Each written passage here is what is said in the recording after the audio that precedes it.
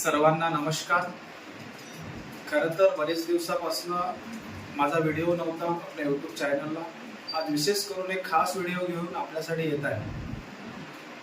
बरेच दिवसापासून मुंबई महानगरपालिकेत सेवेत असतानंतर श्री शिवाजी शिक्षण संस्था अंतर्गत दादा आंबेडकर कृषी विद्यालय सावूर इथे मी रुजू झाल्यानंतर बरेचसे विद्यार्थी माझ्याकडे येत आहेत, सर आम्हाला आता बदलायचं आहे, आम्हाला अभ्यास करायचा आहे, आम्ही अभ्यास कसा केला पाहिजे, अभ्यास नेमकी सुरुवात कशी केली पाहिजे, प्लॅनिंग्स कशा असल्या पाहिजे, या संदर्भाचे प्रश्न मला विचारत आहे। त्याच दृष्टिकोनातून हा व्हिडिओ मी बनवत आहे। तो प्राथमिक वर्ग असू द्यात, माध्यमिक वर्ग असू द्यात, उच्च माध्यमिक वर्ग असू द्यात, बरेचसे मुलं आजकाल लेखी काम आणि मोबाईलवर पूर्णतः डिपेंड झालेले आहेत। त्यामुळे त्यांना नेमका अभ्यास म्हणजे काय हेही आता समजत नाही। म्हणून मला त्या सर्व विद्यार्थ्यांना, त्या पालकांना सांगायचं आहे की अभ्यास म्हणजे नेमकं काय, तर मुलाने स्वतःहून स्वप्रेरणेने एखादी कृती करणं, ती घरी बसून। आता अभ्यास करायसाठी आई वडिलांनी जबरदस्ती केली म्हणून जर अभ्यास करत असेल तर त्याला अभ्यास म्हणता येणार नाही। कारण अभ्यास हा केव्हा फलश्रुती देत असतो, जेव्हा आपण सर्वात आधी विद्यार्थी हा उत्साही असला पाहिजे। उत्साहासोबत त्याने मनापासून ती आंतरक्रिया केली पाहिजे, मनातून त्याच्यात ती क्रिया करण्याची इच्छा झाली पाहिजे। दुसरी गोष्ट, ती करत असताना त्याची एकाग्रता किती आहे, एकाग्रतेने ते कार्य तो करत आहे का, हेही फार गरजेचं आहे। त्यामुळे मी आता काही महत्वाचे टिप्स विद्यार्थ्यांना देणार आहे की नेमका प्लॅनिंग कसा करायचा, अभ्यास कसा करायचा। जेव्हा तुम्ही अभ्यास करायला सुरुवात कराल तर सर्वात आधी तुम्ही तुमची दिनचर्या ठरवून घ्या की नेमकी आपली दिनचर्या कशी असली पाहिजे। आपण सकाळी उठल्यापासून आपण स्वतःसाठी किती वेळ दिला पाहिजे, आपण अभ्यासाला किती वेळ दिला पाहिजे, हा ठरवून घ्यायचा। दिनचर्या ठरल्यानंतर एकदमच आपल्याला 4 ते 5 तास अभ्यास करायची गरज नाही, 3 तास अभ्यास करायची गरज नाही, थोडे थोडे टप्पे करा। म्हणजे आज तुम्ही ठरवलं की मला अभ्यास करायचा आहे आणि मी अभ्यास करून विशिष्ट विषयाला विशिष्ट वेळ देणार आहे, तर असं करत असताना तुम्ही सुरुवातच्या काळामध्ये एक अर्धा तास एकाग्र बसून नंतर 5 मिनिटाचा पॉज घ्यायचा आणि त्या अर्ध्या तासात तुम्ही किती अभ्यास केला हे ठरवून घ्या। म्हणजे याने काय होईल, तुम्हाला एक अभ्यास करण्याची उत्साही येईल आणि तुम्ही काय केलं हे जर तुम्हाला समजायला लागलं तर त्याचा रिझल्ट जर तुम्हाला दिसायला लागला तर तुम्ही अजून अभ्यासामध्ये मग्न व्हाल। आता बरेचसे विद्यार्थी घरी अभ्यास करायला तर बसतात, अभ्यास काय करतात, वर्कशॉपचे प्रश्न जसेच्या तसे पुस्तकातले लिहून टाकतील नोटबुक मध्ये, किंवा एखाद्या मित्रमैत्रिणीची नोटबुक घेऊन येतील आणि ते वर्कशॉप मधले प्रश्न लिहून टाकतील आणि झाला माझा अभ्यास। खरं तर विद्यार्थ्यांना याला अभ्यास म्हणत नाही। आपण दिवसभरात काय शिकलो आणि त्यामधील आपल्याला किती समजलं हे घरी जाऊन आपण पाहणं आणि त्यातले बारकावे लक्षात घेणं, याला आपण अभ्यास म्हणतो। म्हणजे जर आज मी विद्यार्थ्यांना वर्गामध्ये जिरंट आणि इन्फिनिटिव्ह फॉर्म जर शिकवला तर तो त्यांनी फक्त लिहून नाही घ्यायचा, तर जिरंट आणि इन्फिनिटिव्ह फॉर्मच्या संदर्भात जे काही तथ्य, ज्या काही डेफिनेशन्स असतील, जे काही उदाहरणं मी तुम्हाला दिलेले आहेत ते घरी जाऊन पाहणं आणि घरी जाऊन पाहिल्यानंतर त्या संदर्भात अजून काय रेफरन्स माहिती आपल्याला मिळते ती गोळा करून त्या विषयावर प्रभुत्व मिळवणं, याला अभ्यास म्हणतात। सुरुवात करत असताना मग तो गणित असू द्या, इतिहास असू द्या, भूगोल असू द्या, हे सर्व गोष्टी करत असताना विद्यार्थ्यांनो तुम्हाला स्वतः झोकून देऊन अभ्यास करायचा। कधीही अभ्यास हा फलश्रुती देणारा किंवा फायदेमंद केव्हा ठरत असतो, जेव्हा विद्यार्थी स्वप्रेरणेने अभ्यास करेल, जसं मी तुम्हाला सांगितलं, विद्यार्थी एकाग्रतेने अभ्यास करेल आणि विद्यार्थी हा स्वतःची प्रगती मोजायला लागेल।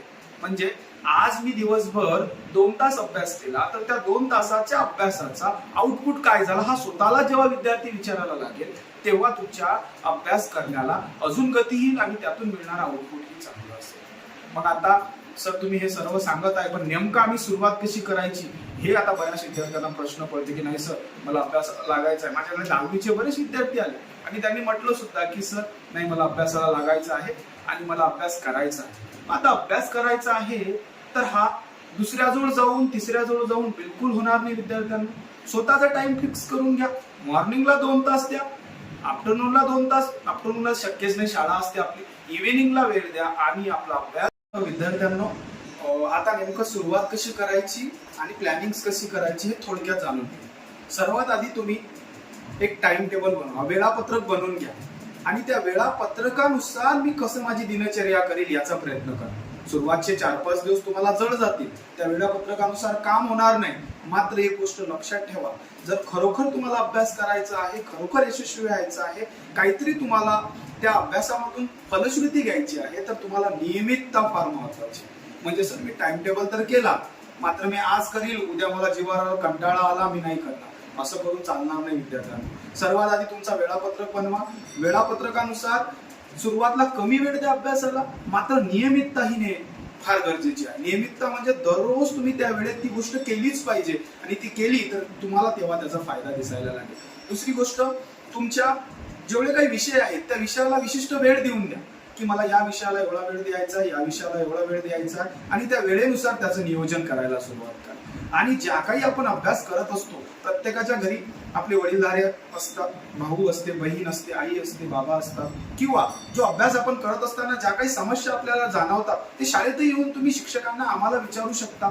तेव्हा तुम्हाला अजून आनंद वाटेल की नाही, मी अभ्यास करत आहे आणि मला वेगळं समजायला लागत आहे. आणि दुसरी गोष्ट, जी अभ्यास तुम्ही करता, हा अभ्यास करत असताना वर्गामध्ये किंवा इतरत्र आपण त्या अभ्यास केलेल्या गोष्टी बोलल्या पाहिजे, मित्रांसोबत बोलल्या पाहिजे, शिक्षकाला सांगितलेलं पाहिजे, सर मी हे वाचलं, सर मला हे सांगायचं आहे. त्याने काय होईल की तुम्हाला इतरांपेक्षा मी काहीतरी वेगळं करत आहोत ही फीलही यायला लागेल, आणि तुम्ही परत अभ्यासामध्ये. मग आता नितीन सरांच्या काही टिप्स तुम्हाला ध्यानात ठेवायच्या. सर्वात आधी वेळापत्रक बनवा.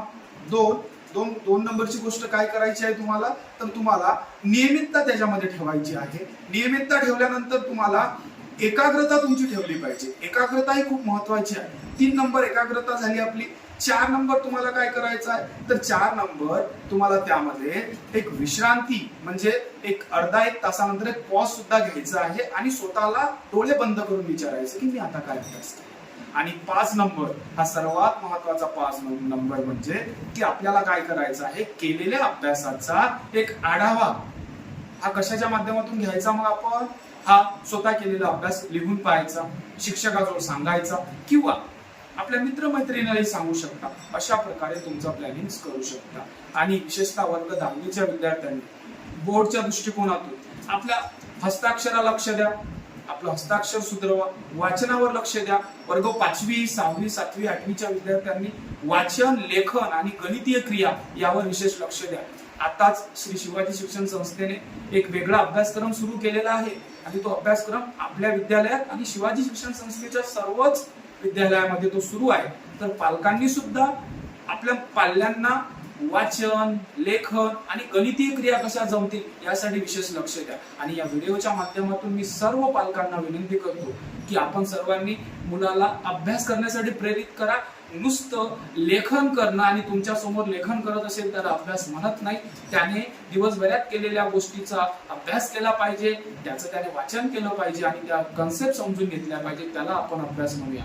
चला तर विद्यार्थ्यांनो, तुम्हा सर्वांना बेस्ट ऑफ लक. आजच तुमची प्लॅनिंग करा, अभ्यासाला लागा. ज्या काही अडचणी असतील नक्कीच मी दूर करेन. तुमचाच नितीन सर. थँक्यू.